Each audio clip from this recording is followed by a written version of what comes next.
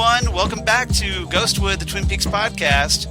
I'm Charles Skaggs. A little nervous about this podcast once again here at episode 48, but I'm here on a Thursday evening. I'm here talking to one of my favorite people, the ever delightful, ever charming, ever witty Xan Sprouse. Hi, Xan.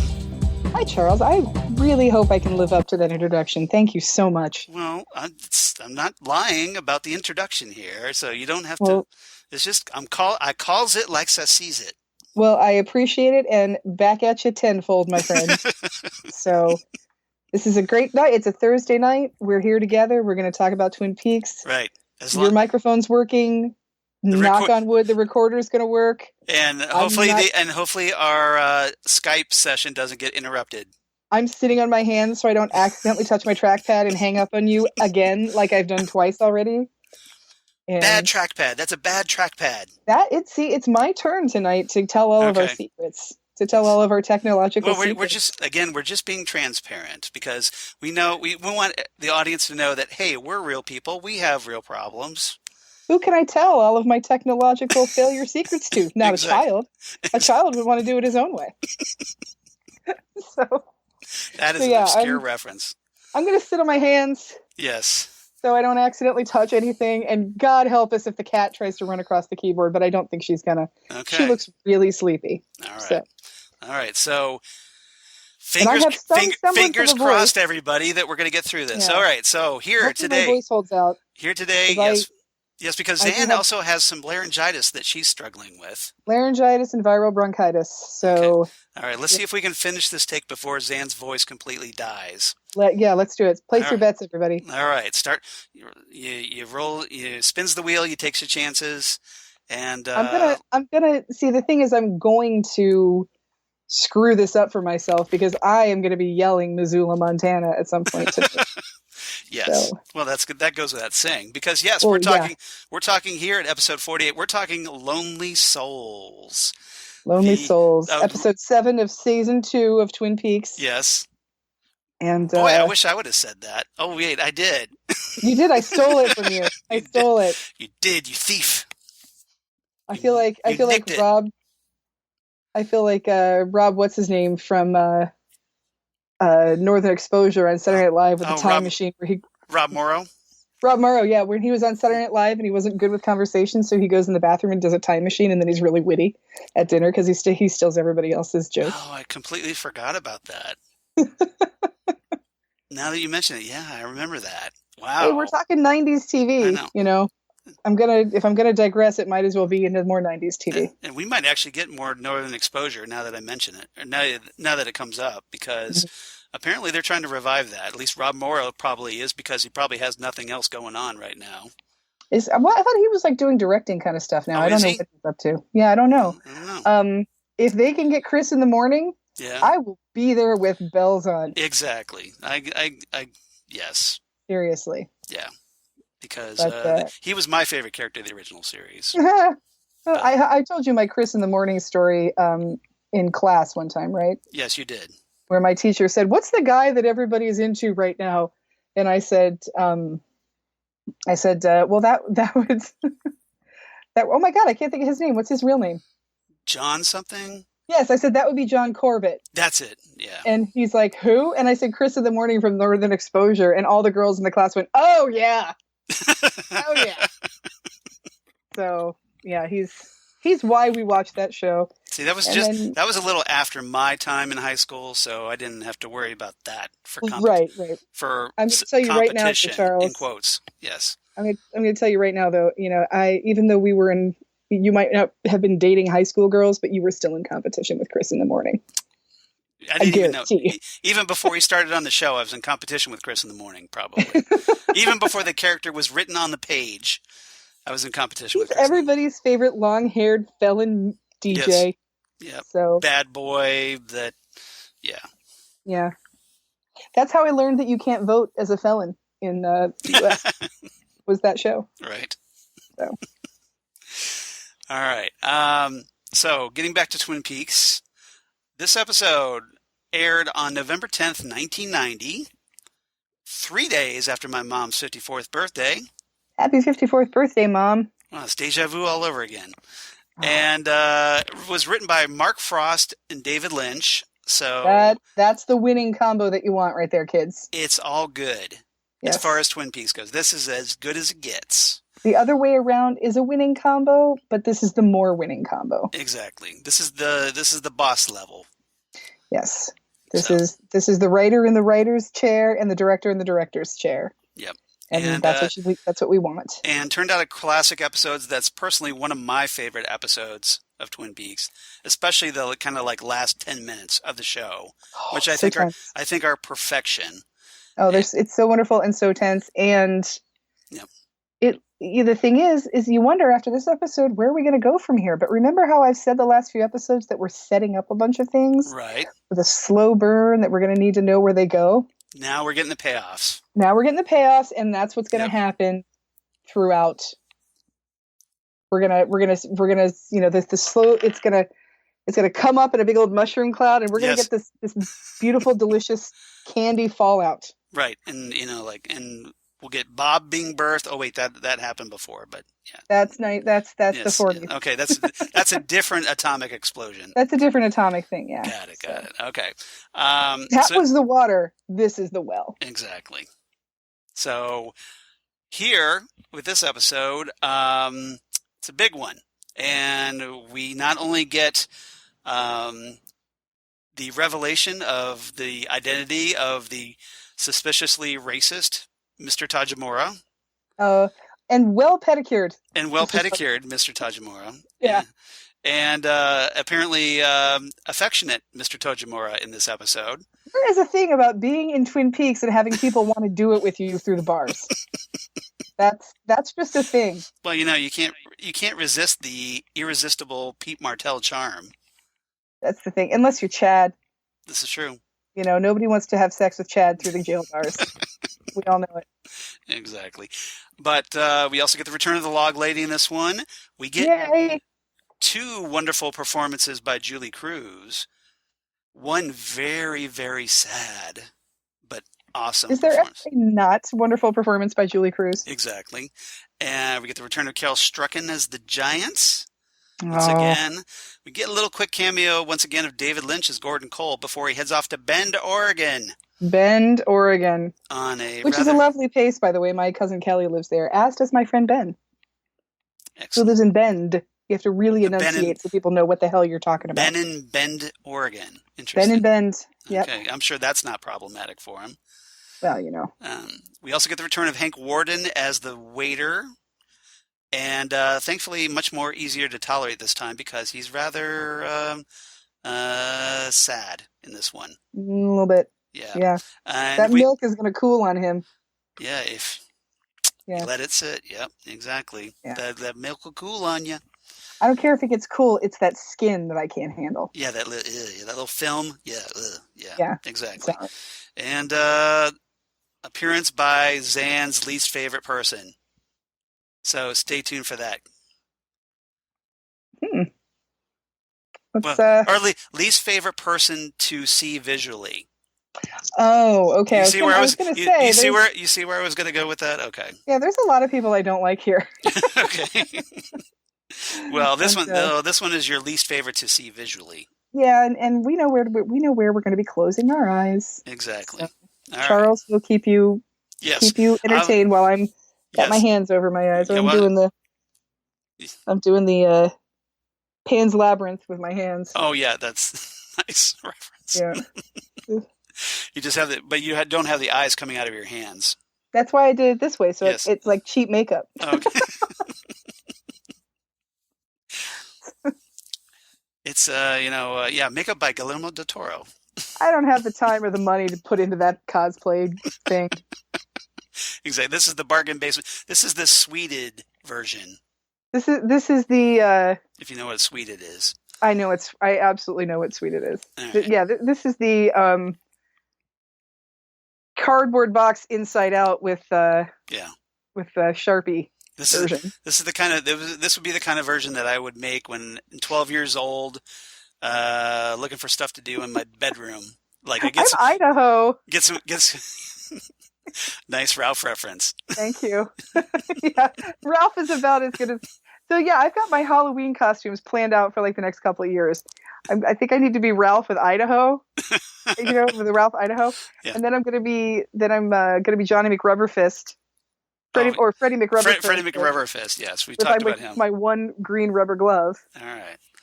So it's gonna be good. They're easy costumes. Exactly. You could probably costumes under $5 by Xan Sprouse. Oh my gosh! Look for it wherever Kindle books are sold for under 99 cents. By Whammo. All right. So if everybody's ready, let's talk about this rather awesome episode. Please, I'm excited to watch it. Let's do it. Yes. And hopefully we only have to do one take on this, so we don't get burned. But it's kind of hard to get burned on this one. It's one of my faves. Okay, so as always, the 1 minute 31 second mark. If for those of you playing the home game. Okay. And if everybody's ready, got their video devices queued up, we'll count down and synchronize in 3, 2, 1. Doink. Boink. The hallway coffee party. Exactly. Coffee time. Coffee time. So, a large house made of wood surrounded by trees filled with many rooms. It's like each alike. Mike, you said this last episode. Different souls. Night after night. Night after night. So... everybody's having their coffee and donuts. Yeah, where are the other 87 boxes of donuts? Harry ate them all. We talked about this. Harry ate them all. Yeah, Harry's been there for an hour. So you notice he was off camera. That's what he was doing. He was eating the rest of the donuts. He was in that chair that Homer's in hell, where he's getting force-fed the donuts by the devil. Yes. Yeah, he just has one of those in his office. The robot devil. No. The robot devil, yes. We know all your sins, Bender. Over to Bend, Oregon for official business. Yep, and we get the return of Grace Zabriskie in this episode, too. Oh. Good stuff.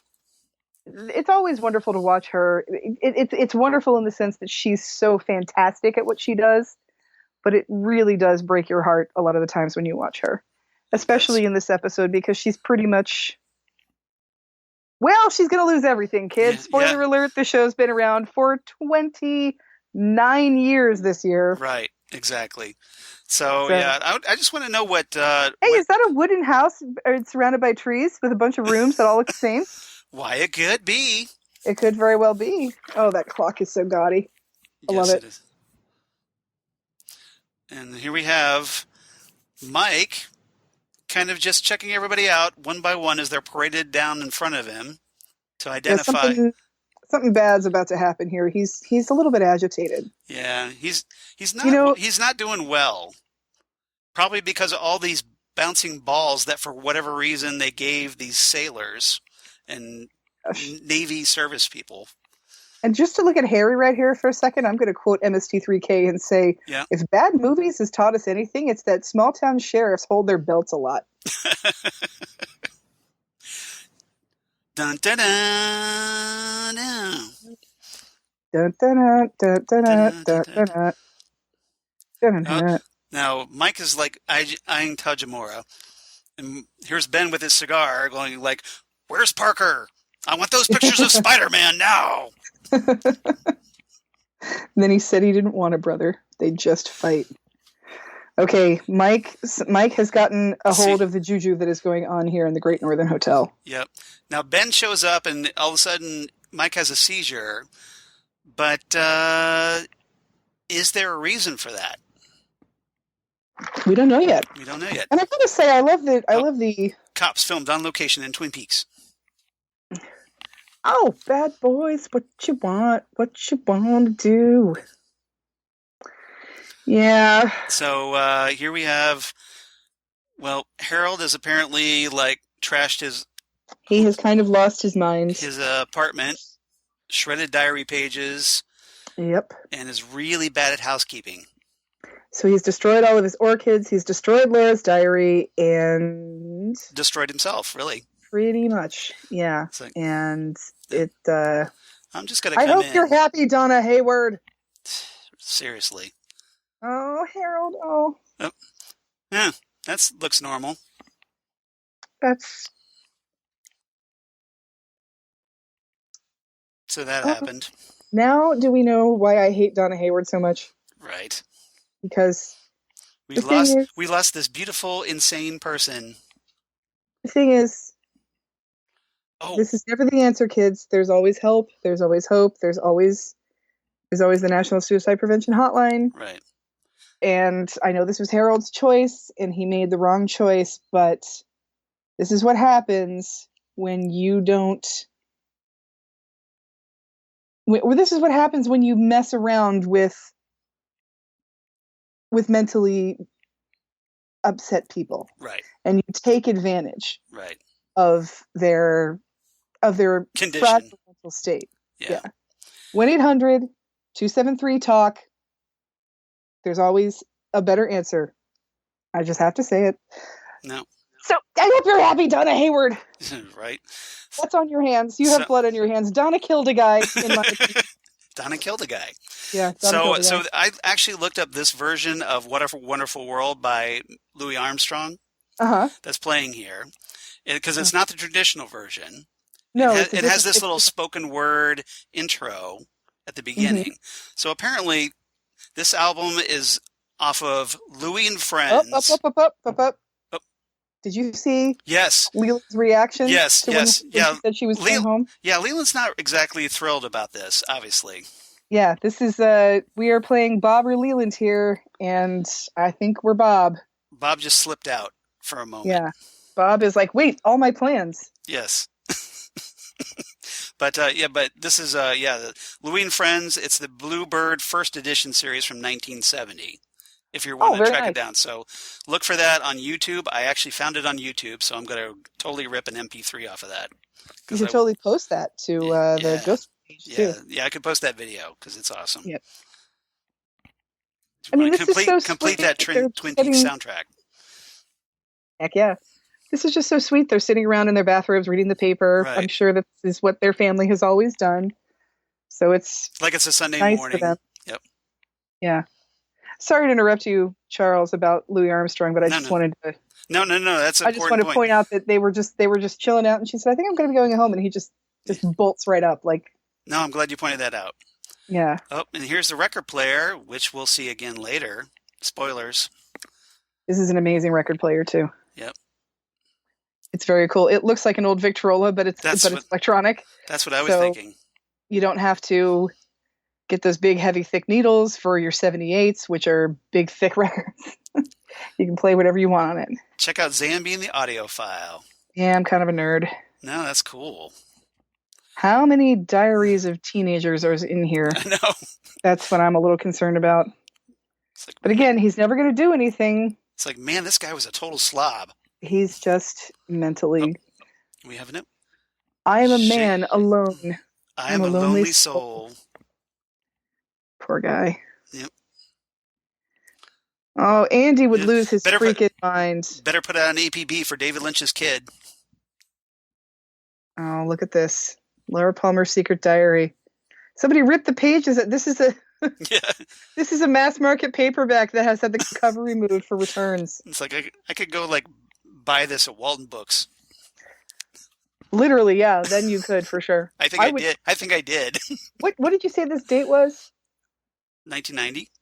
It's November 10th, 1990. I'm still not going anywhere near a Walgreens on November 10th, 1990. That's a little too close to Christmas. Yep. In the mall. Yep. So here we have Bobby and Shelley pouring over the bills. And here's Leo pouring oatmeal out of his mouth. Spit. Yep. That leaves you with nothing. Because you never. You lose. Good day, sir. Yeah, $42, and that's for the month, kids. Hey, yep. It's better than today's healthcare. Yeah. At least Leland's getting decent healthcare. Yeah, that's the thing. You know, Shelley's trying to remind Bobby that he was going to take care of them, and now she's got to take care of Leo. Yeah, this is all your idea, Bonehead, and Bobby's all like, well, I got to get to economics. Sorry, Shell, got to go. It's like all of a sudden he turns into like Dave Chappelle and knocks over a coffee mug and darts out of the room. Well, yes. Yeah, and the thing is, this necklace probably isn't going to help you all that much. Yeah. The shade. Ugh. This is horrible. Yeah, that's true. They could sell his truck. It was a good idea, but it's a crime. It's impounded. A crime scene. Yes. So, somebody's going to be able to buy that at auction, which, I wonder if people are just driving. I mean, I wonder if somebody's driving down the street going, hey, isn't that truck from that porno magazine that I used to answer ads out of the back of? Yeah, exactly. I wonder if anybody recognizes the truck. That'd be funny. It's a really good question.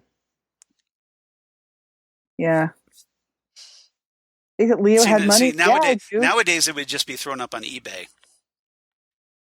Yeah, that's the thing. Buy Leo Johnson's truck. Yeah, Leo Johnson's truck. Oh, Leo and his weird noises. See, that's the thing. We got to remember, Leo was a criminal, okay? Running drugs across the border, running girls, running all kinds of crazy schemes. Even Bobby had given him like 10 grand at one point. And nobody knows where the money is. So it's got to be here somewhere. Can we talk about how great Machen Amick is at being freaked out? She's really good at that. Yeah, she's pretty fantastic. Yeah, is the money being built into one of these unfinished walls or something? I'm not quite sure. No shoes. Yep. No shoes. One of Xan's favorite quotes. One of my favorite quotes. I don't know why. I just think it's funny. It just sticks in your head. I was waiting for this episode. Yep. Just for that reason. Yeah, taking a pair of boots. Boots? Well, that changes everything. Boots? Do you have a receipt for these boots? I think I know exactly the answer to all of our problems. Were these boots made for walking? Because that's just what they'll do. Nice assist. You've been saying that you've got something for me.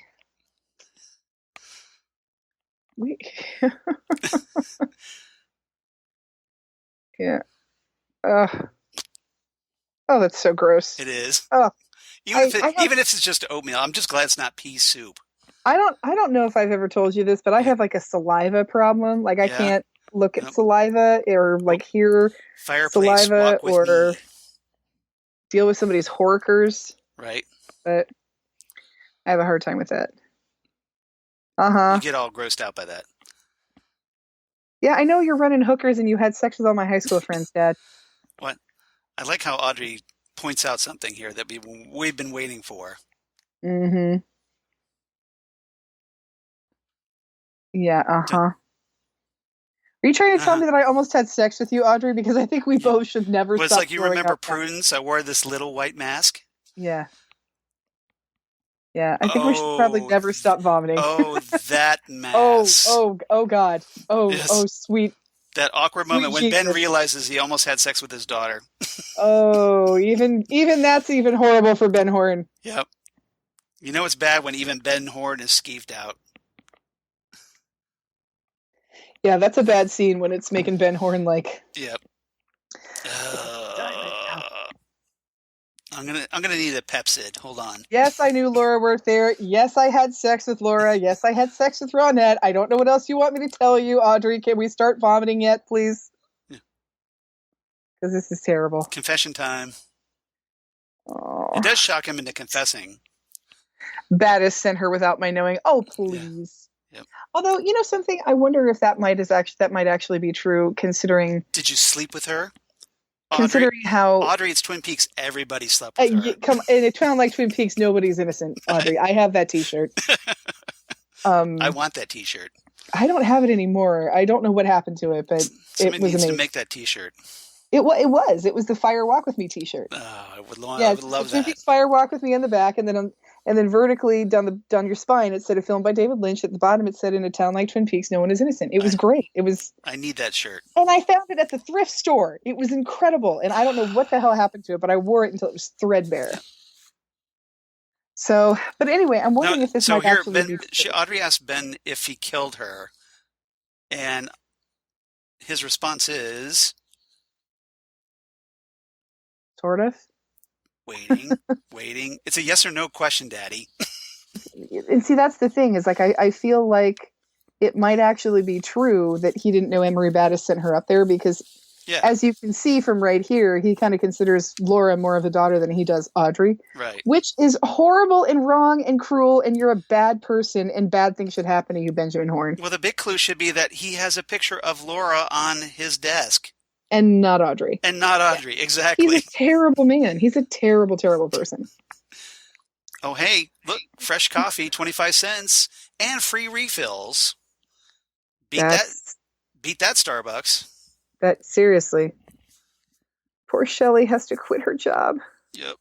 Which sucks. Because she loves Norma, and she loves the diner. And I think she's genuinely broken up about this. She really is. I mean... Because she actually likes Norma. I think Norma's her best friend. Norma's the big sister / mother that she obviously didn't have. Right. And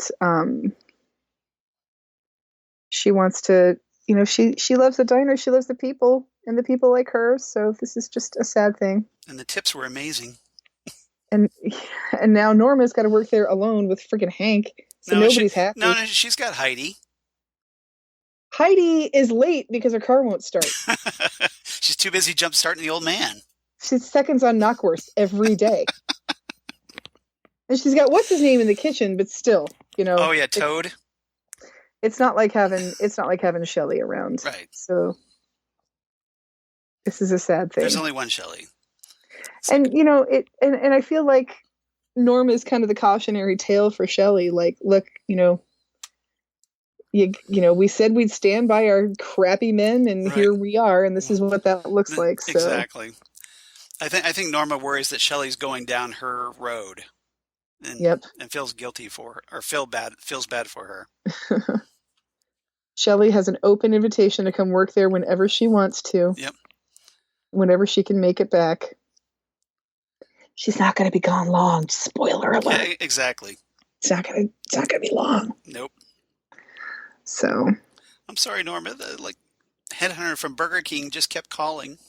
No way, Burger King doesn't give you any tips. Oh, hey, let's pick things up with Nadine and Ed. Let's just make it a worse day for Norma, if that's possible. Right. Well, all you need is Hank to make that happen. I still don't understand. I mean, she acts like a 13-year-old, not like a 17-year-old. It's really strange. Actually, she acts more like an 11-year-old. Exactly. That's what I was thinking, 11-year-old. But again, it's Nadine, so... Yeah. Maybe she was just really immature in high school. Yeah, Nadine thinks they all work. They're all in high school. And she's like, who's this? Yep. Who are you, strange person with Norma? Is she new? Yeah. Who's she going out with? What's she doing here? Oh, spoiler alert. Right. Yeah. You're not dating Ed too, are you? You're not still in love with him because, Then I'd have to kill you. He's staying at my house and we're pretending we're married and stuff. So. No. I like how Ed hasn't told anybody in town that something's wrong with Nadine. Wouldn't you be embarrassed to talk about it? I would be. I don't know if I would. It's like, Nadine tried to kill herself and then she woke up a superhuman strength that thinks she's 17. I don't know what to tell you guys, but you got to play along with me. I don't know how you explain that one. You'd have to do it as needed basis, I would think. You think he'd send out little postcards? That's true. From the Eternal Sunshine of the Spotless Mind Company do for you? Or hand out little notes as he meets people. Going, just palm it when you're shaking somebody's hand. Like, my wife is crazy. Just play along. Just nod and smile. Yeah, seriously. Nod and smile politely. Oh, goodness. And Norma's like, I don't know what the heck is going on. Exactly. But So Ed, does this count as statutory rape? unfortunately, no. Right. Because she also thinks Ed is 17. This is true. So it's not like But she Ed, thinks but she's Ed 17. knows he's not 17. Well, she thinks she's 17 and she thinks Ed's 17. If she thought that Ed was like 40, that'd be a problem. So he's so dreamy. He's pretty dreamy. He is. I gotta say, he's got one of the best voices of anybody I've ever heard. He does. And you know me, I like voices. He does. I love his eyes. God. Like right here, he's like, "Oh, gotta give me this coffee." He's like, oh my God. Yep. Sweet milkshake. Oh, Superhuman strength. There goes another one. You mean she's destroyed milkshakes before? No, there's not a crack in this glass. That's a diner milkshake glass. That will survive the apocalypse. Exactly. Okay? You could bounce that off the wall and then still be yeah, okay. yeah. Play basketball with those things. Right. You can use them as bowling pins. Seriously, my actual dishes that I have in my home are old IHOP dishes. Right. That I have had for ever. I want to say like a good 15 years plus. Nice. And they have no signs of having any problems. They're still going strong. Because they're industrial dishes. Yeah. They're industrial diner dishes. Yeah. They're not going anywhere anytime soon. Most people would have just sent the milkshake back, Nadine, if they didn't like it. Oh my gosh. It's just like. And it's like, I'm going to die. She is going to kill me, and I am going to die. I'm going to die. She's going to come and try and kiss my head. Yep. And she's going to completely and totally, What a waste of a good milkshake. Who was the guy that killed the guy from Dorne on Game of Thrones? Oh. He was like the, I forget what his name. The Mountain? I think it was the Mountain. Yeah. Yeah, where he just took his head. Yes, yeah, that was Mountain. That was the Mountain. Yep. Yeah. Squished it like a grape. Yeah. Oh, and hey, it's the return of Mike Nelson. Not the good Mike Nelson. No, this is the not great Mike Nelson. The future insurance salesman guy, Mike Nelson. Yep. Is it insurance or is it cars? I don't know. Maybe it is cars. I forget. Cars. It could be. I'm not gonna. Yeah. You might be right about that. I'll give you that. I don't know. No, I honestly can't remember. We're gonna have to watch Twin Peaks again. Well, we need to do the commentary versions of The Return. We're gonna. Oh, what a burden on our lives, Charles. I know. You only thought we were done. You thought we were done. Look under the porch. New shoes. Oh God! Why am I watching Leo? He's just grossing me out. Tell me when Leo's gone. You gotta cover your eyes. Ugh. Well, did you get a hammer? So Mike suggests, maybe there's stuff in the boot. Yeah. Well, who hides stuff in the heel of a boot and then takes it into a shoe place? Da, da, da, da, da. Exactly. Da, da, da, it's a shoe phone. Da, da, da, da. Die, shoe, die. You just want to say you have the claw part of the boot. Most people would use the claw part. Use the claw part of the boot. Bobby just keeps hitting the sole. Somehow the boot comes apart. Oh, what do we have here? Oh. Okay, kids, this is a micro cassette. I'm sure you've heard of cassette tapes. Yep. This is a smaller version of it. It was about the quarter of the size of a regular cassette tape. It's what you use for answering machines and Cooper's dictation to Diane is about it. Yeah. Yep. So Cooper's going to want that back. Yep. It's probably like his rather private tape for Diane or something. Ew. Yeah. I don't want to know about that. See, they leave the donuts here to test your guilt, to see if you're guilty. If you don't eat them, then you're guilty. I ate the whole plate. The whole plate. Well, what you don't know is there were like 3 other plates, and this is the only last remaining plate. That was piled to the ceiling, and Harry just ate them all. Exactly. It's how we get Harry in the conference room. He won't come in otherwise. I like how Cooper's trying to piece this diary back together. Right. Oh, it's so sad. Laura's childhood is so depressing. Yeah, this is where he gets kind of tipped off to the more least savory aspects, secrets. Poor thing. Someday I'm going to tell the world about Benjamin Horne. Yep. Today is that day. Yes, it is. Yes, it is. It's a big day for Benjamin Horne. Yeah. Is there a reason why? Thank you. I was going to say, is there a reason why Audrey has not told him about One Eye Jacks yet? And What? asking you shall receive. Exactly. Right here. Boom. Yeah, I'm feeling fine. My dad runs whores through his department store, and you're underage. Can you please go arrest him? And while you're at it, break the living crap out of that photo of Laura that's on his desk, please. It's been pissing me off for years. I have a mentally challenged brother, and there's no photos of either one of us on his desk, but Laura is there. Right. So could you burn that and then arrest him for running underage whores through his perfume counter? So, like, maybe I could skip a therapy session or two. Thank you, Agent Cooper. Thank you. Drops the mic, walks off. Exactly. It's like Harry walks into the room, and Audrey completely ignores him.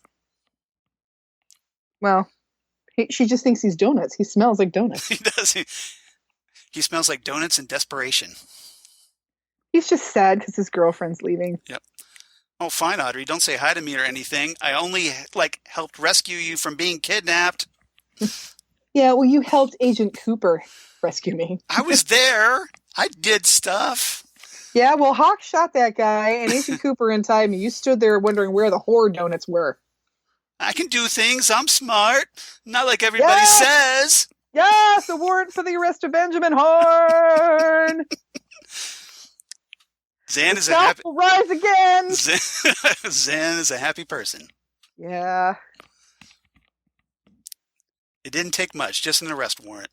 Yep, that's the things. Yeah, this is about to become a very awkward business meeting. Benjamin Horne's about to get arrested. He's going down.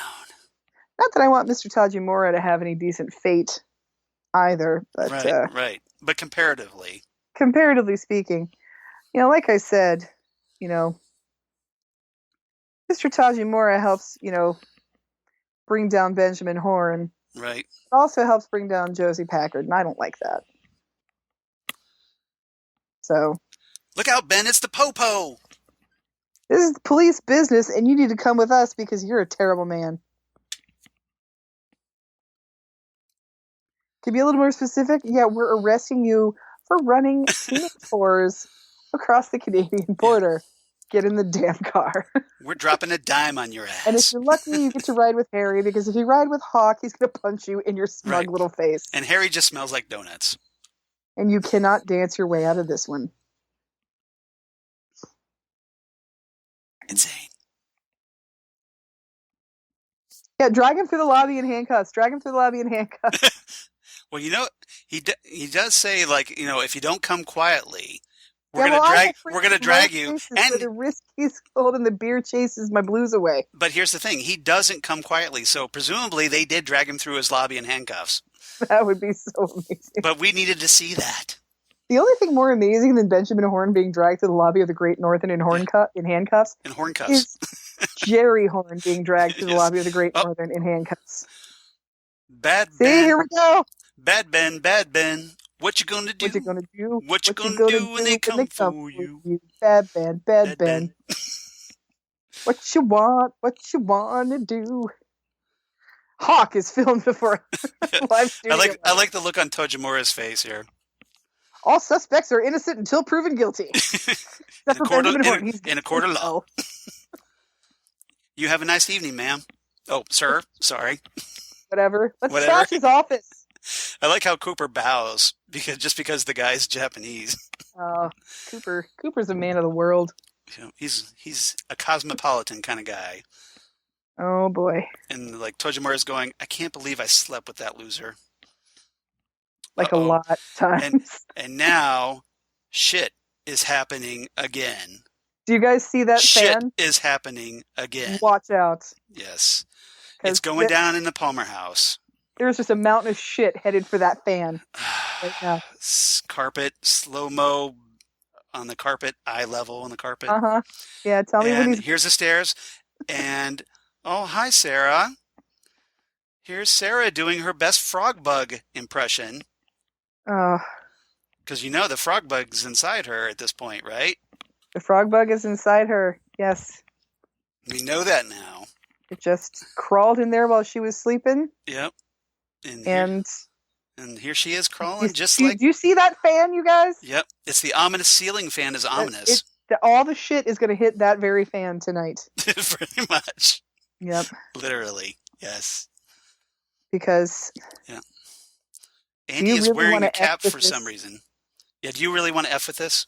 I was just sitting here drinking my drink. You saw me. Don't just rip the guy's throat out because that's what I do. Right. Who's here? Enter the log lady. Log's like... Catherine in real life, Margaret right here. The log is just like, hi, how you doing? I'm in this episode. Log is like, dude, do you realize what's going to go... This is going to be the most eventful night since your ass got shot. Okay? Right, exactly. This all happened in one night? How long was I out? There are owls in the Roadhouse. You know, there's probably owls in the Roadhouse every damn night. Yeah, it's like, they need an exterminator then. Like, yeah, that Roadhouse is not well sealed, okay? No. There's owls in that thing all the time. Is happening, isn't it, Margaret? I love Kyle's delivery there. Oh. Yes, it's happening. Ominous whooshing. All kinds of ominous whooshing. Oh, Pete Martell. Pete's just trying to make a sandwich. Little midnight snack. Oh. You know what I don't like about people who make sandwiches in the middle of the night in movies and television? They end up dying? They use way too much mayonnaise. See, I hate mayonnaise. They're always like putting mayonnaise on like bologna sandwiches or something like that. I'm like, I never do that. I would never do that. There's this movie. If mayonnaise was supposed to be on a bologna sandwich, it would have been there in the first place. Seriously. Whoa. Yep, he's got a nice cool glass of milk. Milk, and he's, that milk will cool down on you. And down goes the plate of milk in the sandwich. What a waste. Oh. Pete Martell is trying to explain that he doesn't exactly swing that way. But, look who it is. Yep. There's something about your eyes. And like, wait, what? Fenders when we were talking about him. Pete's giving her the, like, get the F out of here eye. Yeah. I love how it takes Pete, like, 10 minutes to, like, get anything to soak into him. I think it's adorable. Catherine? First of all, she kind of looks like a dude. Second of all, he was pretty sure she was dead, so... Yeah, exactly. Well, see, he's getting to hear the double whammy. Yeah, this is like that awkward moment when you realize that your dead wife is alive. And, oh, by the way, like, she's doing, a racist impression, and she's a crossdresser. So she's like a racist crossdresser. Yeah. Horrible. So, yeah, it's kind of... He's got a lot to process right there. Skipping record is skipping. Hey, it's better than the boxing match starting over every 18 seconds. That's true. Do the frog bug, everybody. Okay. Yep. And here's where things get even trippy even for Twin Peaks. And this is where I think the origin of the Simpsons parody comes from. I think it's mostly from this scene. Yep. If you want to ride, don't ride the white horse. The horse is the white of the eyes and dark within. And dark within. And she's down. Yeah. Something has been going on with Sarah Palmer for a long, long time, just as it's been going on with Laura. Now we know what the deal is with her. Yeah. Mostly. And in the game of Leland or Bob. Was it Leland, his attorney, always straightening his tie? Yes, in the game of Is It Leland or Bob, this is 100% Bob tonight, kids. Well, with a dash of Leland, as we'll see. It kind of goes back and forth. Just enough to make you break your heart. And here's Julee Cruise, everybody. I'm Casey Kasem, right here on the countdown. Coming in number 1, it's Rockin' Inside Your Heart. Rockin' back inside my heart. Rockin' back inside your heart. My heart. Oh. Which is a great song, by the way. Would somebody again please tell me how these kids are allowed to be in a bar? Offering her Floating into the Night album. Highly recommended. Highly recommended. Yeah, you heard about Harold Smith? How I killed him? Yeah. Uh-huh. Oh, yeah. you mean the guy that you freaked out? It's not anybody's fault. He was a sick man, and you tried to take advantage of that for your own benefit. And you tried to not only lie to him to get secrets out of him, but you tried to seduce him as well, making him think he might have had a friend for the first time in a couple of years. So, yeah, you killed him. James tries to reassure her, though. Yeah, you violated that. Oh. Yep, you violated it real good. You are a terrible person, Donna. Just eat a gun already. No, don't eat a gun. Just go be a model in New York. Okay. And then, fail. And then have a failed miserable life and end up divorcing your husband and yeah, marry a husband for purely appearance reasons, and then go back and be the office manager at your dad's practice. Log Lady doesn't usually show up till Thursdays. Is it Friday already? Log Lady likes peanuts. Yeah, yep. The log likes the peanuts, apparently. Gosh, this whole record reminds me of my freshman, sophomore year of high school. I listened to this record so much. I did too, after this. It's oh yeah. Oh, I'm really broken up about that Maddie's leaving. No, she never said anything to me. Yeah, well, You went all full psycho on her for holding James's hand. I can't imagine why. Yeah, you got mad at her for holding someone's hand when he was crying about his dead girlfriend. Right. And you made her an accessory to helping you kill a man. Right. You just don't use mentally disturbed people. It's not nice. See how everything's all nice and sweet here? The music's just playing. Everybody's chilling out. It's all good. Catherine's got her, or Margaret's got her peanuts. Hey, is that what? T-Bone Wolk back there playing the bass? Who? Is it T-Bone Wolk playing the bass? I don't know.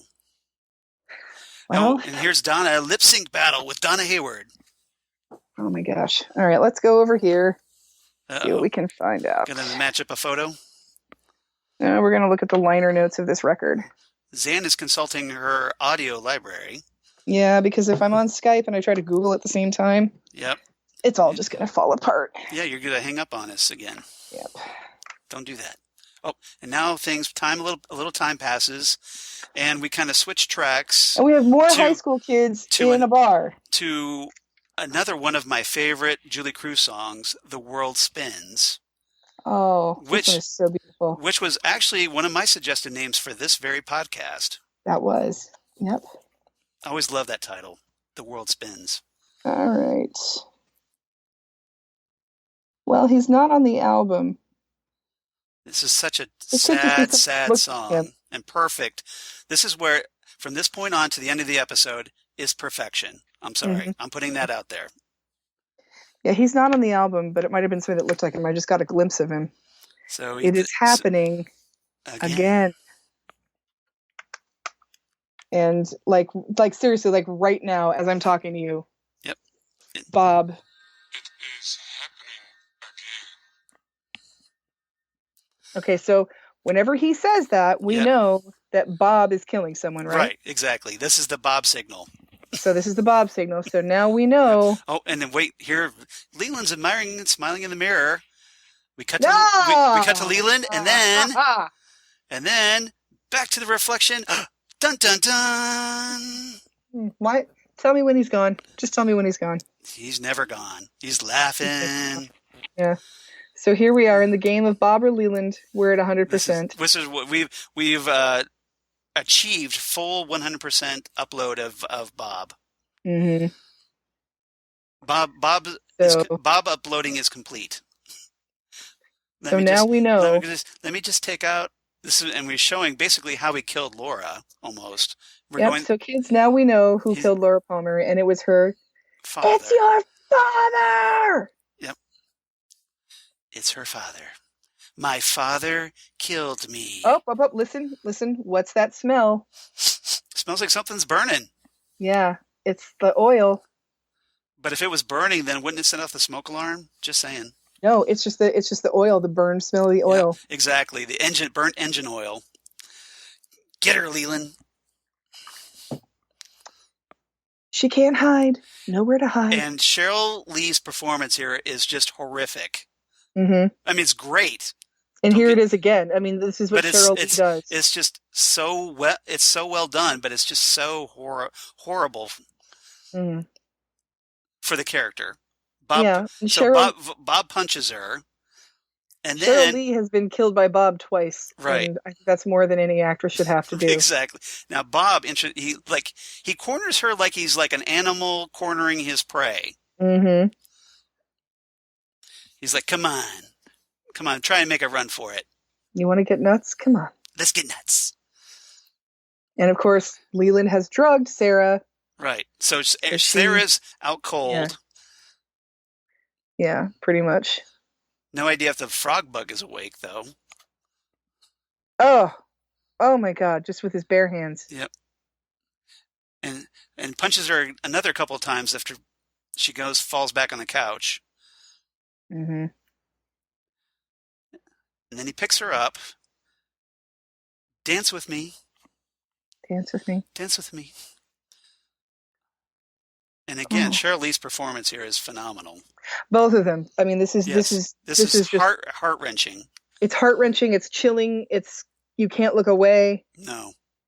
And see, here we have. And this is where Leland creeps in because Leland creeps in. He weeps. He's weeping over Laura at the same time, but then Bob. And it's like Leland is in real time, but Bob is in the slow-mo effect. And Bob has that horrible, like, guttural Bob scream. Yes. And this white spotlight on him. Yep. And he's kissing her ever so sickeningly. Oh, it's just, oh, God. Lucy, it's just so horrible. This ultimate skeevy guy, like, kissing and touching and...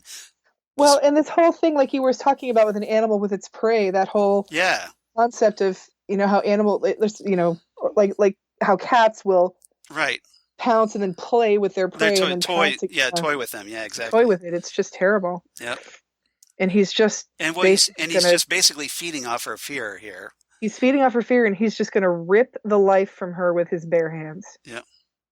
And Leland can't take it. I mean, Leland's had to go through this twice. Right. He cannot take this. Because not only does he know, and so here's Bob. And now Bob asserts himself right here. So this is 100% Bob right here. Yeah. Yep. And back to Missoula, Montana. And that's the thing. It's like Bob is not just toying with Maddie. He's toying with Leland too. He's letting Leland come back every now and again. He's probably feeding off Leland's fear and misery as well. Yeah, he's letting Leland pop in to see what he's doing and to know that it's happening again. So here we have also Bob pulls out an X-Acto knife, which apparently he had in his pocket. Right. And inserts this letter underneath her ring finger. Yes. So that's essentially kind of what went down. Now, obviously, we get the full deal in Fire Walk With Me. Yes, we do. The full brutal deal. Laura is a little bit more brutal, but not by much. No. And then we cut back. And yet again, Cooper, you were in the wrong place at the wrong time. Cooper touches his ring finger. Oh, my ring is missing. And the giant fades, and the band comes back like, this is all just this vision you experienced. And the world spins. The world spins. And again, this song becomes even more heartbreaking, and this is why I love this episode.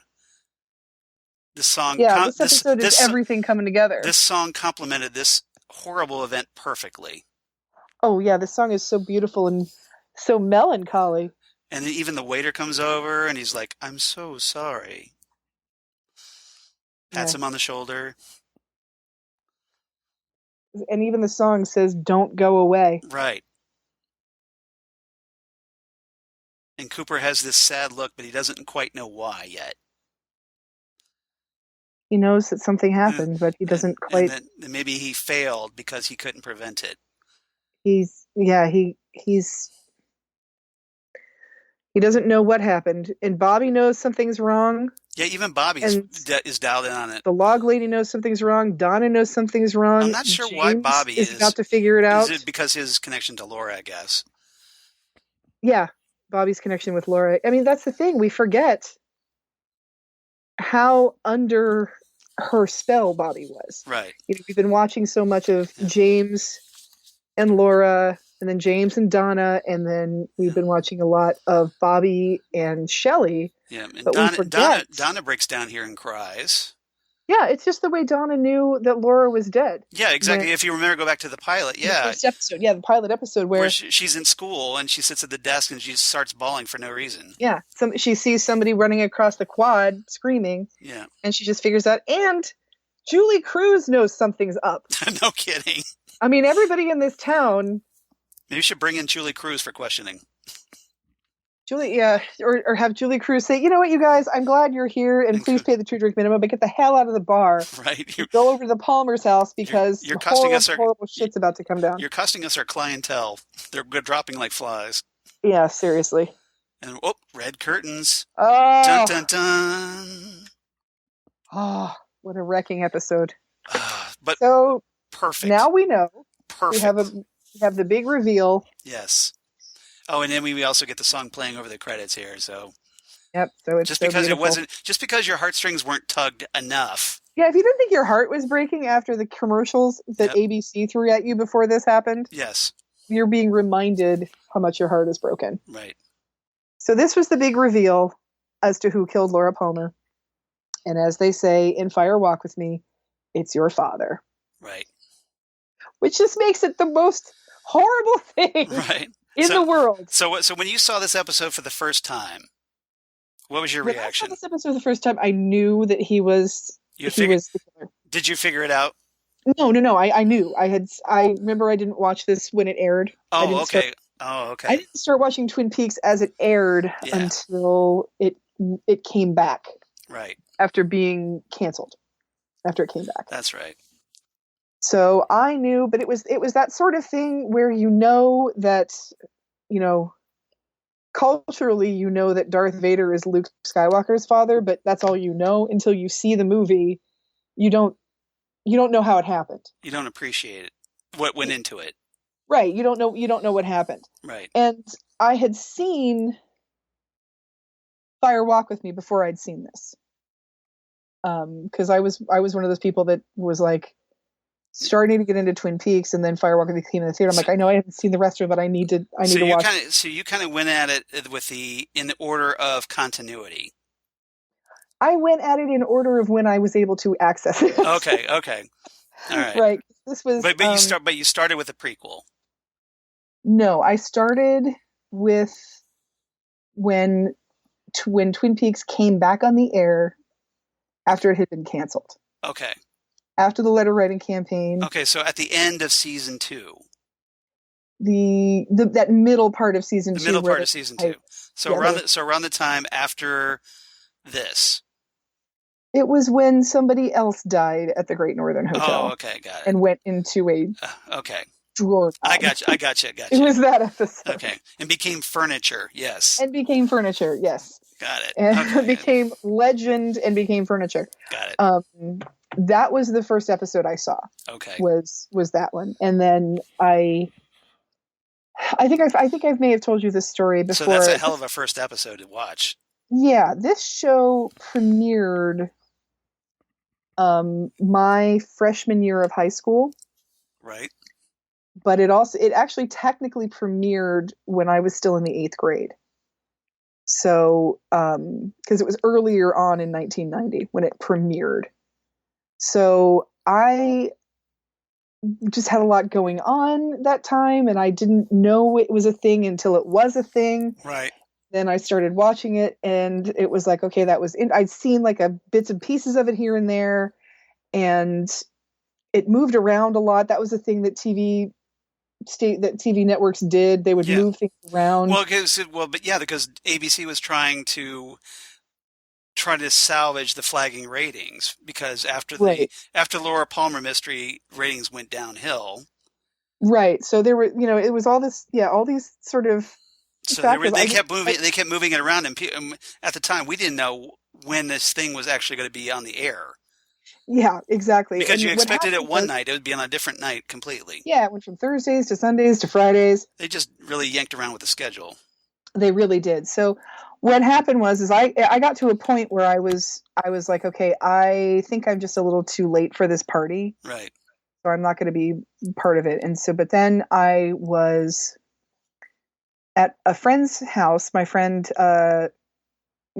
Sarah and Kristen growing up, Sarah Lucanos and Kristen Heinzerling growing up, they were my friends from Kettering, and they had been into the show for a long time. And I happened to be visiting when that episode that I'm talking about premiered. And so they were going to get together and watch it. And I was like, oh, okay, well, I'll watch it with you guys. Right.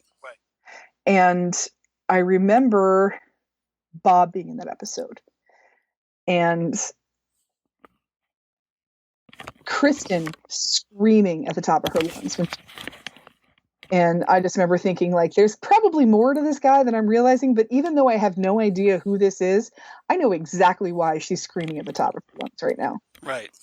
So, so it really, really hooked me. And then at that point, I was taping it to make sure I saw it. I remember knowing where it was always. So from that point on, I was obsessed with it. But I did come very, very late to the party. Yeah.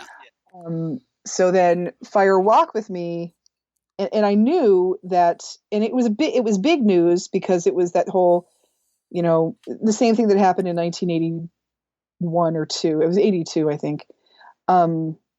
We're finally going to tell you who shot JR. And so it was big news. On Dallas, yeah. Yeah, it was really big news. Tonight, we're going to learn who killed Laura Palmer. And so everybody knew that that's what was going on, and everybody was talking about it the next day. So I knew that it was Leland Palmer as Bob, and I didn't know what that meant, but I knew that that's what that meant. So as I watched the show a little bit more, and I, from that one episode on, I was, fanatic about this show. Remember, this is a time before television was on home video, before a lot of things were rerun. The internet, obviously. Before the internet, before Netflix, before any of that kind of stuff, before YouTube. The dark so there times was before really the no Empire. way for me to go back in time. I mean, I figured I'd find somebody with videotapes, but I had no idea when that was going to be. So I had no way to go back in time at that point. You really didn't see this show get repeated until Bravo. Yes. In 1995. Right. So, I had to wait a long time to get caught up, but by that point there had been home video of the first season. So I got caught up as they came available. So then Firewalk, the show ends in 1991. And then in 1992, we get Firewalk with Me. So I'm right there. I'm just want anything Twin Peaks. So you did watch Firewalk with Me in the theater? I did. When it came out? When it came out in the theater. For like the 3 weeks it was in the theater. Yeah, exactly. It had a very short shelf life. But as we talked about, I took my wife Lori to see it, and for some reason she's still married to me all these years. Still married you, because she's not a Twin Peaks fanatic like we are. She's a Twin Peaks put her up with her. I think that might have traumatized her from Twin Peaks. Maybe. And my husband Chris, he found himself enjoying it, but I think he felt like it was one of those things where there was just so much hype, and he again felt also a little too late to the party. Right. So this actually works out for us, because while we're geeking out over Twin Peaks, then like Lori and Chris can like talk to each other and not. Yeah, they can do their own thing. Exactly. They're the spouses that have to put up with us. They can talk amongst themselves. Exactly. So I saw Firewalk with Me, so I knew. After watching the end of that show, I knew who Bob was. I knew his relationship to Leland. I knew how that worked. And then seeing Fire Walk with Me, I had seen how he had killed Laura. Right. And then. So after that, when you finally got to cycle back around. When I finally got to cycle back around, I want to say. See, I don't remember how much was on home video, because I worked. Starting at the end of 1994 was when I was starting college and had left high school. Mm-hmm. I had a job at Blockbuster Video. Talk about dating. That works. Yeah, that works. Really fun job. And we had 5 free rentals a week. So you got to see the Twin Peaks with the European version. Right. So I'd seen that. The special ending that was only on that home video. Right. I had seen that. And Yeah. then, and I copied those videos. Right. Should I even say that out loud? But yeah, I copied those videos. And then I think the statute of limitations is up on that. I think it's up on that one. Yeah. So, and then, but I believe that was only the first 8 episodes was the first thing that was on home video. Yes, it was. That I had access to. Yeah, it took forever for the second season to come out. For the second season in that big box. And so after that is when Bravo started running them. And I was in college at the time, and they ran them at like maybe 4 p.m. or something like that. Yeah. But by this point, I'm in college. I got my own VCR. I was living the dream, baby. I had the timer set on that thing, and I recorded every single one of those episodes. And that's how I had Twin Peaks on video for a really long time. Yeah. Because I had the first, like 1 through 8 that I copied from the original video, and then I had everything else from Bravo. And that's when I finally saw this episode. It was probably 95 when it reran on Bravo. And I sat transfixed crying at the television because, I knew it was going to happen. Right. I just didn't know when. I didn't necessarily know he was going to kill Maddie, because people weren't talking about the fact that he killed Maddie. They were talking about the fact that it was Leland. So I didn't necessarily know he was going to kill Maddie. Death. I've never seen Maddie. Right. So Maddie's death. So Maddie's death caught you by surprise. Maddie's death caught me by surprise, and it was so brutal and torturous that it was difficult. It was difficult to watch it, and it didn't matter how much time. It still is, because we just watched it. I'm not trying to hide the fact that I'm crying. I'm really not trying to hide that, because I am. She is visibly upset. I will point this out. I'm Don Cornelius. Am I crying? I'd be surprised if I were. So yeah, that was 95 when I saw that. And then I want to say it was like, I was with my ex-boyfriend, and we were hanging out with my friend Beth and her ex-husband, watching the box set, which the box set had the European pilot on it. Right. And she was like, wait a minute, what is this? What is this ending? What is of the pilot? And I'm like, well, this is what was on video. Alternate ending, yeah. That's not what this was. And my ex-boyfriend was like, I think I might have this on video. I think he taped it for posterity and never watched it. He was never a big fan. He just taped it because everybody was talking about it. So he brought it out, and it was probably 98 or 99 before I saw the original pilot. Oh, wow. So you saw the European version before the original transmitted version. The original pilot, yeah. I knew something was different because the European pilot makes no freaking sense if you're watching the show. Pretty much, yes. So I finally see the original pilot, and I start screaming like my friend Kristen did that night that I watched my first episode with her, and she saw Bob. I was like, what the hell just happened? What is this? And then I think the 4 of us proceeded to watch Twin Peaks until probably 4 a.m. It'll do it. It was ridiculous. I mean, it was ridiculous. Yeah. Because we had been talking that we wanted to watch it again, and so she had the box set, and I had other videotapes that I had taped off of Bravo, which was cool to have at the time because Bravo is where those Log Lady intros came from. See, and that was the big thing for me, because so I watched this live when it first aired. So like every week, starting with a pilot, because I thought it was going to be a cool pilot, so I recorded it on VHS. Good job. Yeah. And so did you have like a group of friends in your dorm quad watching this every week? No. Because when it aired, I had like my own apartment. Okay. In Florida. So because I was like a junior at this point. Oh yeah. Yeah, you would have been old enough to have your own apartment. So I had my own little college apartment, and it was cool. But so yeah, it was just me, because nobody else I knew watched this show. So I checked out the pilot. I loved it. Kept recording week after week, and then waited for season 2 and all that. So when we got around to this episode, I watched it live, and wow, I only got to figure out. Like, I figured it out right when we see Sarah crawling down the stairs, and then I was just like, oh my God, Leland killed her. Yeah. And it just like, holy crap. And then I thought about that. Mm-hmm. And then I thought about like instantly, like all the stuff we read in the diary and, the secret diary of Laura Palmer. And then just all this stuff just connected. Just that moment I saw Sarah crawl down the stairs. Mm-hmm. And I was just like, holy crap. And then when we saw Bob's reflection in the mirror confirming it, Yeah. it just blew my mind. Mm-hmm. And then And then we had the whole Roadhouse scene and everything, and it just overwhelmed me. This episode just completely destroyed me watching it. Yeah. I'm sure not knowing that was what was going to happen, because I knew that that's what the outcome was. I didn't know the path to getting there. Yeah. And I remember when the next day my friend Krista had been a big fan of the show. I went to high school with her, and I asked her, I said, so last night, the big reveal, what do you think? And she said, the diary makes so much sense now. That was my reaction. Her first statement was that the diary made so much sense. Everything I mean, after this episode, I went back and reread the whole book. See, and again, to figure out, like, okay, all the stuff that I missed or didn't catch the first time. I kept looking for, like, okay, so if Leland was the killer, then this happened because this and this, it made much more sense. It filled in all the blanks, or at least a lot of them. Exactly. And I didn't read the book until after I'd seen the show. Yeah. So, I was looking for that stuff. Like, I knew to look for, like, where's the tell here in this book. Yeah. And the interesting thing about this episode is that it knocks a lot of people off of the suspect list, but that doesn't mean you're done with those people. Right.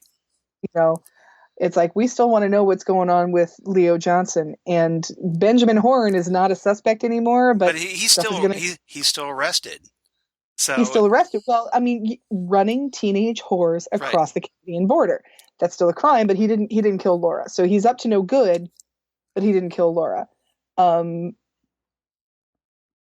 Jacques Renault is gone, but he didn't kill Laura. Right. And Catherine Martell didn't kill Laura, even though Catherine Martell didn't kill Laura. Mike and Bobby didn't kill Laura. Shelley didn't kill Laura. Shelley, the waitress. And, what do you want me to say, David? It's Shelley. The episode's been shot. What do you want me to tell them? Lie? Leo didn't kill Laura, even though he said, I did it. You saw me. Exactly. Yeah, that's the thing. Leo did not kill Laura, but we still need to find out what's going to happen with Leo. Right. So that's one of the great things about how this show has been giving you these other stories that you sort of think are like, I don't care who killed this girl. You're starting to get. Well, everybody had their pet theory. Yeah, everybody had their pet theory.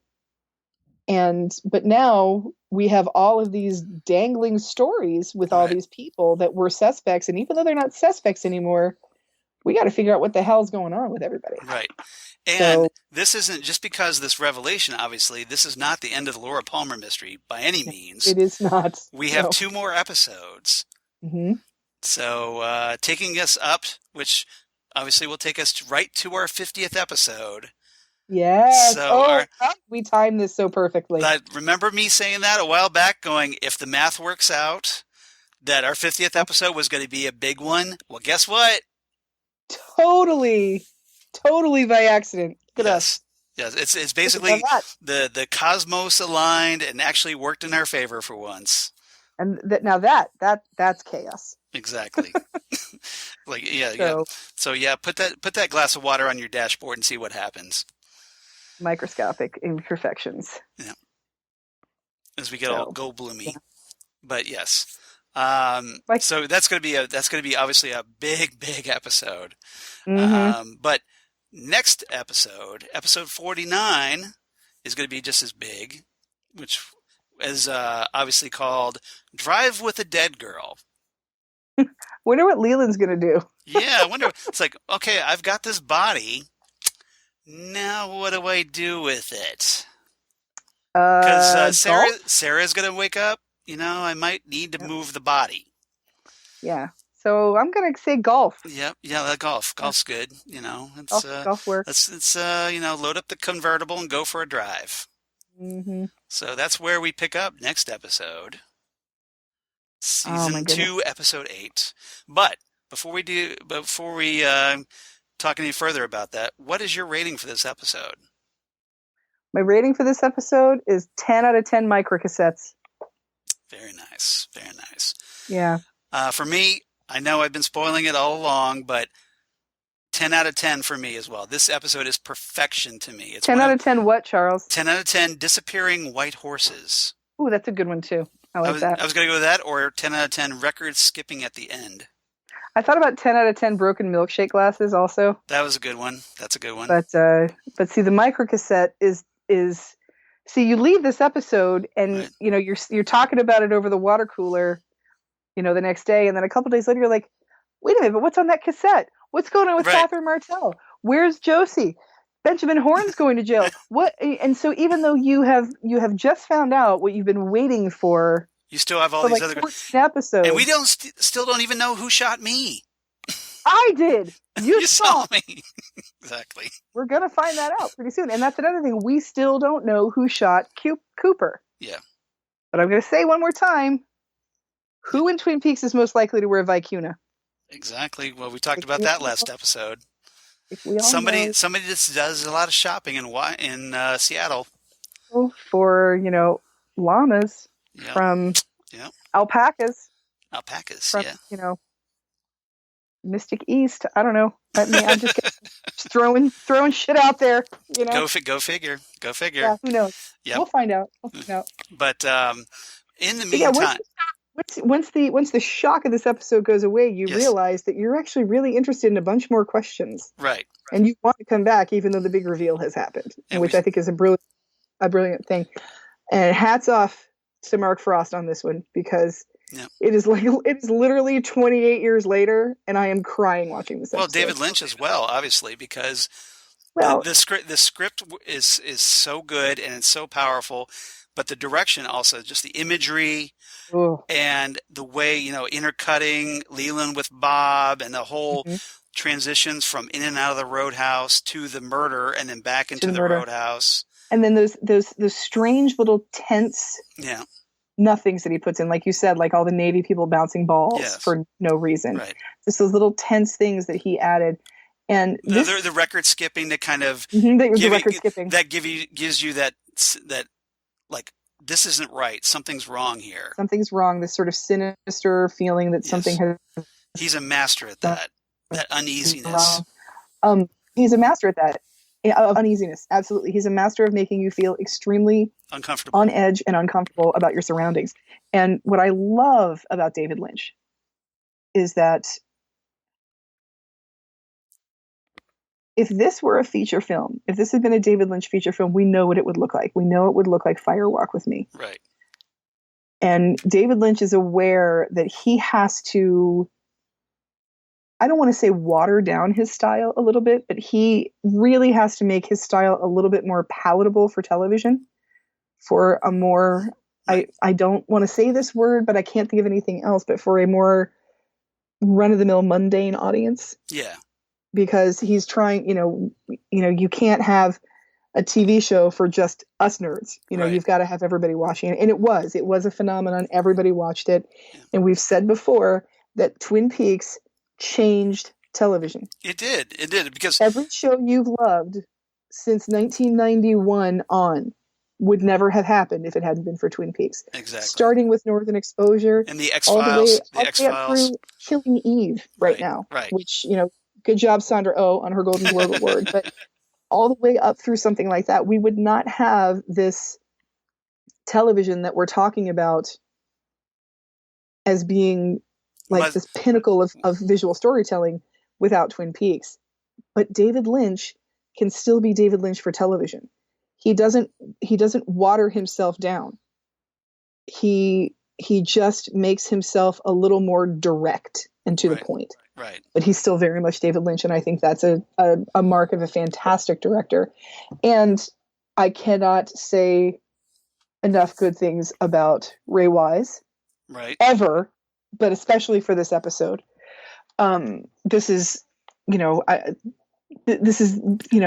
probably his best performance in the world of Twin Peaks after the murder scene in Fire Walk with Me. Right. I mean, the murder scene in Fire Walk with Me, I can't even talk about. Well, no. Well, 2 episodes from now, I think is his best performance. I think he does a fantastic job at him going back and forth Yes. between the two characters. Right, because you could see the when Bob takes over, this kind of like Right. this surge he gets in his performance. And the thing is, you can see that with just Ray Wise. For a little bit more of an ease of storytelling, David Lynch does bring in Frank Silva, right, to let everybody, to make sure everybody realizes what's happening. But I don't know if that's necessary to get that point across. I think that Ray Wise, I mean, it's necessary for the fact that this is a reveal, that we are revealing a secret and we are making sure that it's known to everybody. But Ray Wise can do it by himself, to go back and forth between Leland and Bob. Ray Wise could do it all. Yeah, he can do it all. But it just means it's visually it works better with having Frank Silva as well, because it does. You can see both sides of that dual nature going, that battle inside his head. And it helps you be disgusted by him. And it makes you, it's an amazing thing when you feel sorry for the killer. Right, because it reminds you that, hey, Leland is under being controlled by Bob here. It's more Bob doing the killing here. It's just Leland is just the vessel that Bob is using to make it happen. You are seeing Leland rip the life out of his niece with his bare hands. Right. But you feel sorry for him when you are reminded of how disgusting Bob is. And so it's necessary for that, but not to get the point across, because Ray Wise is so good at what he does. And again, Cheryl Lee, impeccable in this, because Cheryl Lee, and what's interesting is, and we don't know this yet. We do not know this yet because we haven't seen Fire Walk with Me. But when you think about Fire Walk with Me, like, now when we can think about it in retrospect. Right. This is Cheryl Lee playing Maddie dying, not Laura Palmer with brown hair. It's completely different. When it's a completely different character. Different performance. Right. In a different way. It's a completely different performance, even though it's the same actress being killed by the same character and the same actors. Right. Cheryl Lee plays it as completely, it's, Maddie dies one way and Laura does another, even though they die in very, very similar ways. Cheryl Lee does a fantastic job of making it two different people. The way Maddie dies is not the way Laura dies. Laura, I think Maddie almost is overcome by fear. Right. Whereas Laura is overcome with realizing that this is what I knew was going to happen. I knew this was coming. Well, Laura kind of like, she wanted to die. Bobby talked about that. She wanted to die. I think she wanted it all to be over. She was tired. She couldn't fight anymore. She just wanted the fighting to stop. Right. She kept fighting Bob because Bob was trying to take her over. Yeah. And she kept trying to fight him off. I don't know if I agree with Bobby that she wanted to die. She just wanted it to be over, and dying was, if that was how it could happen, that was okay with her, but I don't think it's what she wanted. Yeah. She was at least, like, if this, you're right. If that was it, if that was the only way to get her out of her predicament, she was okay with that. She would take it. Yes. Yeah, she'd take it. And I think Laura's death shows somebody who is upset that that's actually happening, but is aware that this is her fate. Whereas I think Maddie's death is, you have somebody who has no idea what's going on and just becomes paralyzed by fear. Right. Because, he is able to knock some fight out of her, but I think it's... Yeah, Maddie was an innocent because... Yeah, it's a fragility in Maddie, and it's also she's totally paralyzed by fear. Right. And it's interesting too, after the, now I'm thinking about this, it's interesting too, after the return, how something is keeping Sarah Palmer safe and out of it when the shit's going down. Right. Well, that was the frog bug. The frog bug, yeah. Yeah, yeah. And so it happened tonight, and it happened when she was a kid, when the entire town went unglued. Well, I think here it was Leland had drugged her, but Leland, right? Bob drugged her. I mean, that's what I meant. Yeah, Yeah, but that whole there's something that keeps.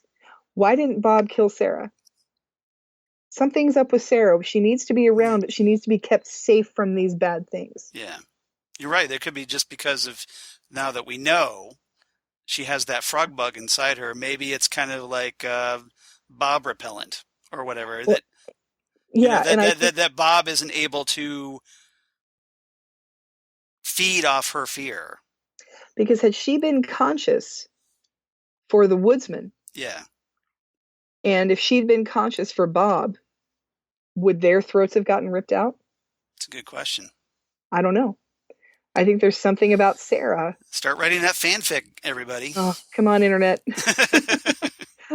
I don't have the time, but I want to read it. So exactly. Come on, let's do this thing. Exactly. So yeah, there's a lot to think about here. Yeah, in retrospect, there's a lot to think about. We could be talking about this for hours, I think, because this one episode just gets you thinking about all kinds of stuff. Like you start thinking about like, hey, we got the introduction of that cool mirror effect where,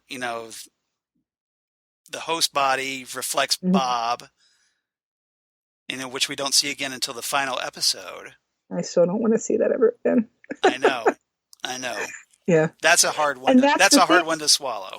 Well, and what's interesting too is that you have all of these horrible people that come through Twin Peaks. Yeah. But Bob's not in any of them. Bob's in the ether after Leland. Yeah.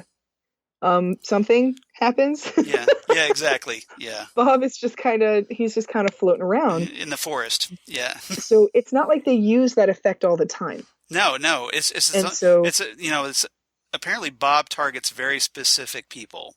Yeah. And so maybe people that are sensitive. Or people who are desperate. Sensitive and desperate, and Cooper was both. And so we see this mirror effect in this episode, which rips everybody's heart out and is very jarring and sticks with you.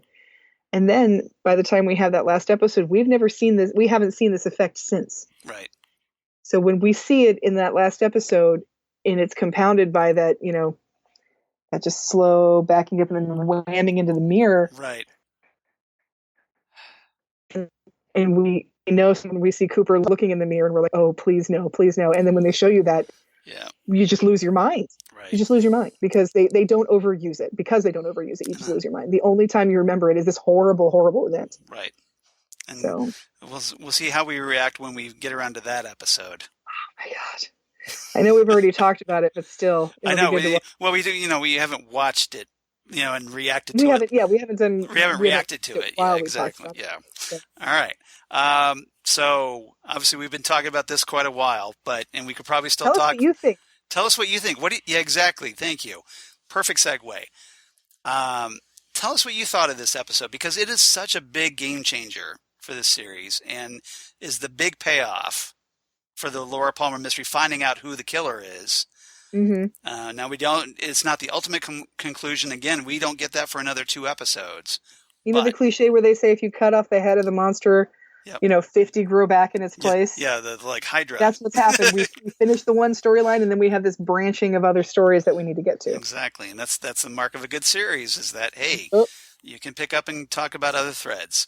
So, email us, if you would. Email us at ghostwoodpodcast@gmail.com. The Gmail. Ghostwoodpodcast@gmail.com.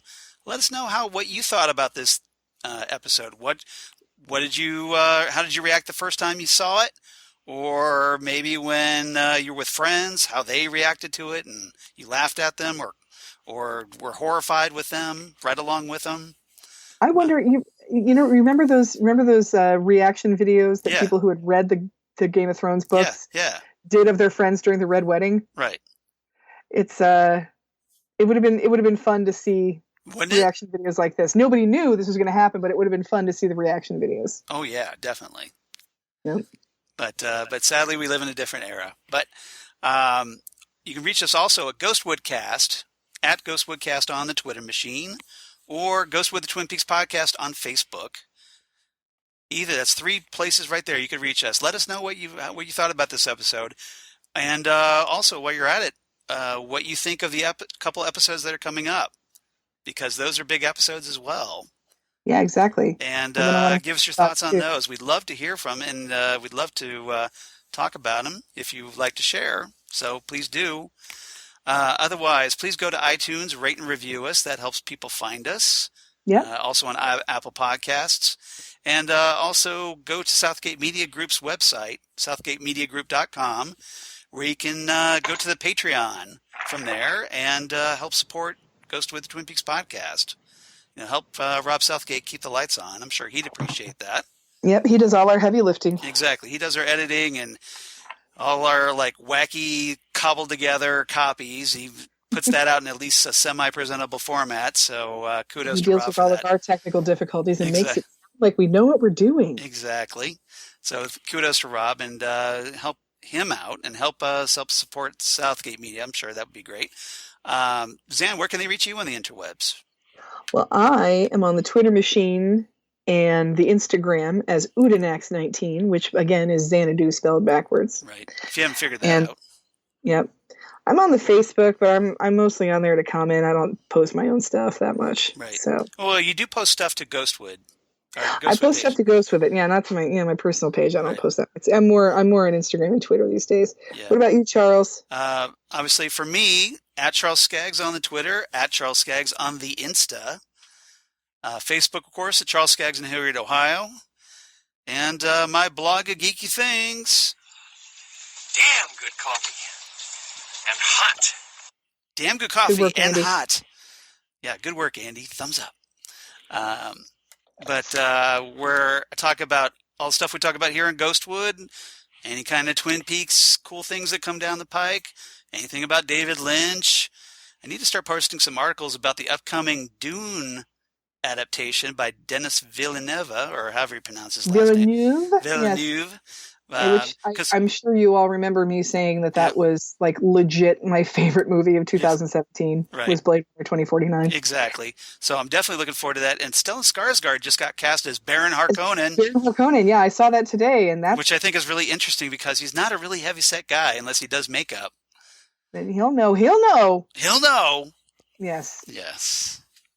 That sealed his. It was Baron Harkonnen who sealed his doom. That flying fat man. Boom. Bring me that flying fat man. But I can't wait to see what he looks like with. And Dave Bautista is probably Baron or Raban. Yeah, I saw Dave Bautista too, and there was talk about him being Beast Raban. But Raban, almost makes a little bit more sense. Right. Here's my thing. Yeah. Who's going to be Fade? I don't know. Obviously, Sting's a little old to be wearing those flying underpants. I want it to be like Michael Fassbender or Cillian Murphy would be good. Well, to kind of put this in also a little bit of a Twin Peaks connection, Alicia Witt, who, as we know, played the daughter, Paul Muad'Dib's sister Alia. Alia, yeah, she's Alia. So she was Alia as a kid, very young kid. Very young child, yeah. Even before Twin Peaks, obviously, 1984. She was in The Return as Gersten Haywood. So. Right, exactly. But someone posted on Twitter that she should be cast as Jessica, Paul's mother. She should 100% be cast. And here's the thing, though. Alicia Witt retweeted that, and she said, hell yeah, I'm up for that. You know who else I would? Denis, make that happen because that's perfect casting. Yeah, Villeneuve, make that happen, please, because that's amazing. Now I'm sad again because now I'm thinking that I would have loved to have seen Miguel Ferrer as the Emperor. Oh, that shit's not going to happen. Oh, I didn't think about that until you just brought it up. Oh my god, I know. But I feel like Sting could come back too. Like Sting could be like Peter DeVries or something like that. Ooh, maybe. That's an interesting choice. Yeah. Or maybe he could be Shaddam. Yeah, maybe he could. I don't know. Or somebody, or one of those. Oh, he could be one of those mining guild guys. Maybe. That'd be awesome. Like what David Lynch played in the original movie? Because remember, No. The guys with the guild guys with the he could be the voice of the guy in the. You mean the navigators? The navigators, yeah. Oh, that's the guild. That's the mining guild. Yeah, that guy. Oh, and I can't think of what he's called. I can't think of his name right now. It's been too long since my book group is talking about reading that book. I'm like, I need to reread that. It's been like 26 years since I've read that book. You mean we see two houses feuding: House Atreides, House Harkonnen. We see you behind it. Yes, exactly. All right. So now I know who you're talking about. And as the Reverend Mother could be Francesca Annis instead of. So it's like everybody that's was in the original movie upgrades. They're just the older version the older of their versions. Characters. Yeah, exactly. Everett McGill could be like let's see, he was Stilgar, and now he gets bumped up to Gurney Halleck. No, he could be. Oh my God! Oh! I cannot believe I can't think of his name. Careful when you tap. Don't knock us off. Yeah, I got to sit on my hands. What is Max von Sydow's character? What was his name? I can't. It's on the tip of my tongue. I know who you're talking about. Yeah. He was the kind of. I can't think of it, but anyway, yeah. I know who you're talking about. Yes.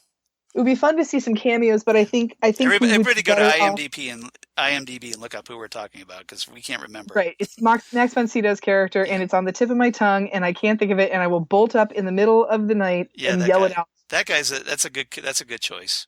I think it's good if we have really, if we don't just recast it with the same people, but we do have little cameos. Like Alicia Witt would be perfect because she was barely in it. Yeah. Same thing would be like, I think Virginia Madsen would be a good cameo because she was barely in it. Linda Hunt would be a good cameo because she wasn't in it very much. Right. And Sting, just because he's Sting, goddammit. Exactly. Sting needs to be in this movie somehow. Somehow. I mean, fun. He might do it. Yeah. He can't be getting too many acting gigs these days. Well, Sting can do whatever he wants. Exactly. He's got FU money. He can do whatever he wants. Well, he's also just awesome, and he's a good human being. He is. So whatever he feels like. Yep. But yeah, I mean, I think it's I am loving Dave Bautista. The more I see him, and the more I just absolutely adore him. Right.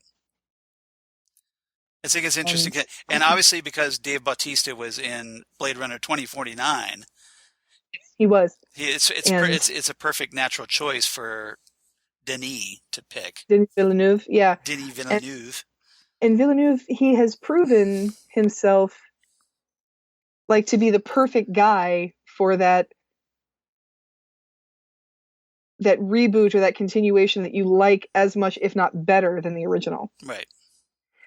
Because if you haven't seen Blade Runner, you need to see it like tonight. Like, yes. I don't care how mandatory viewing. I don't care how early you have to get up in the morning to watch that movie. Like today, work is canceled. Yeah, work is canceled. Yeah, call work and say I've never seen Blade Runner, and they'll say you're not allowed to come back to work without a written note from your doctor. You need an excuse that I have watched Blade Runner. And then you want to see Blade Runner 2049 because it will rip your heart out of your nose, and it is the most beautiful thing you'll ever see. Yeah. So good. And the soundtrack. See and hear. It's one of the most beautiful things you'll ever see. Exactly. I was just saying, because you have to put hearing on that, because the score for following up the original Vangelis score. Hans Zimmer knocks this out of the park. Pretty much. Hans Zimmer has not traditionally been. And I forget, was he with also James Newton Howard with that, or was it just Hans Zimmer? It was somebody else, and it might have been that. So I'll have to look it up. But okay. The thing is, Hans Zimmer was never one of my have to collect kind of guys. I mean, he's good. Yeah. I got nothing against Hans Zimmer, but he's never, like I said, he's never been one of my absolutely have to collect people. But I think we're gonna have to do like Blade Runner. Amazing job. A Blade Runner podcast. Amazing job. No, Benjamin Wallfish. Okay, all right. That's who this was. Yeah, I knew it was somebody else. I didn't think he did it solo. No, but yeah, Benjamin Wallfish. Okay. So, you like how my room is my Google? Yeah, exactly. All right. So, everybody, as we try to sign off before everything Don't crashes. let me keep talking about Blade Runner. Yeah, Seriously, bring my ass in with that. Again, please. we need to do a Blade Runner podcast because we'll just be talking about that forever. But Twin Peaks, getting back to that, Drive with the Dead Girl next time for episode 49, season 2, episode 8. I would just like to say, Yeah, I'm sure you've all noticed that I've lost a little bit more of my voice as we've been talking. right. I'm going to blame Donna Hayward for that because of me yelling at her. Well, you didn't scream Missoula, Montana like I did, so That was going to be the last thing I said if I said probably. All right. So, but yeah, one more reason to dislike Donna Hayward because I had to yell at her Exactly. for helping. Donna shakes fist. Yeah, she basically did the equivalent of like Facebook bullying somebody into a corner. I mean, she's terrible. Everybody needs one more time. 1-800-273-TALK-8255. National Suicide Prevention Hotline. Suicide's never the answer. Never. Absolutely. There's too many. You can always reach out for help. Yes, there's always something. No. Good words. There's always a new Dune movie being directed by Denis Villeneuve. Exactly. There's reasons to live, people. Something to look forward to, even if it's the fact that it's Taco Tuesday. There's something. Yeah. There's Ghostwood episode 50 coming up. You got reasons to live. Ghostwood episode 50. There are little things every day. And that is going to be Give yourself a present. Huge. Give yourself a present. Yes. Don't say that. We're trying to prevent people from hurting themselves. Oh, that's a good point. That's a good point. Good point. It's going to be big. How's that? Episode 50 will have a cherry pie that'll kill you. Indoor plumbing. It's going to be big. It's gonna be big. Plastics. That's all I'm saying. All right. So everybody, come on back. It's going to be another good episode as we kind of hit this little bit of a trilogy, the Bob trilogy, wrapping up the murder of Laura Palmer. Come on back, episode 49 next time. I'll be here, Zan will be here, and hopefully you'll be here, right here in Ghostwood, the Twin Peaks podcast. Bye, everybody. Good night, everybody.